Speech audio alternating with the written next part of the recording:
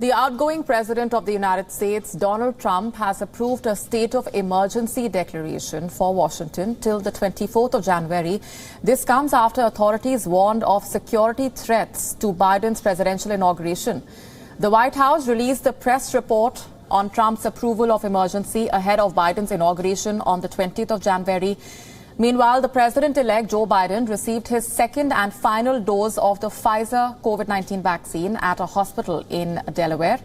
When asked about security concerns regarding his inauguration, Joe Biden responded saying he is not afraid of taking the oath outside.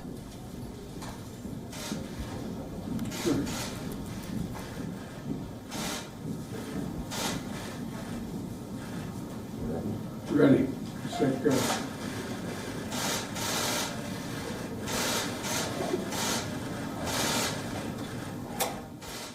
I'm not afraid of taking the oath outside, and we've been getting briefed, but I think it's critically important that there be a real serious focus on holding those folks who engage in sedition and threaten people's lives, deface public property, cause great damage, that they be held accountable.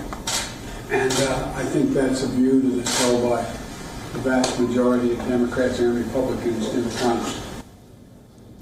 Washington remains on high alert ahead of the much-awaited event.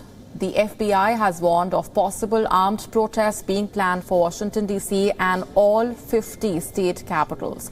The warnings are in the run-up to the president-elect Joe Biden's inauguration scheduled for the 20th of January. Tourists have been barred from visiting the Washington Monument due to threats of more violence from Trump's supporters. 2 members of the Capitol Police, meanwhile, have been suspended in connection with last week's Capitol Hill attack. Meanwhile, in Wisconsin, protesters have taken to the streets of Kenosha. The demonstrations took place after the district attorney decided to not charge the officer for shooting Jacob Blake in the back in August. The shooting sparked chaotic protests that went on for several nights. Authorities anticipated similar protests in the wake of this decision, but large-scale demonstrations did not happen.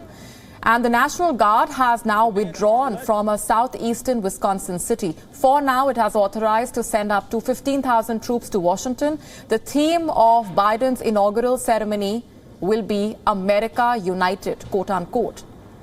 This even as the country grapples with the fallout of last Wednesday's storming of the Capitol by Trump loyalists. Washington's National Mall will be covered with 191,500 flags of different sizes to represent the missing crowds. The U.S. presidential inauguration traditionally draws hundreds of thousands of visitors to the U.S. Capitol, but the ceremonies have been scaled back dramatically because of the pandemic. Last week, Donald Trump had announced that he would not attend the ceremony, a decision supported by the president-elect. You know, I say sometimes jokingly, but there's no joke about it. WION now available in your country. Download the app now. Get all the news on the move.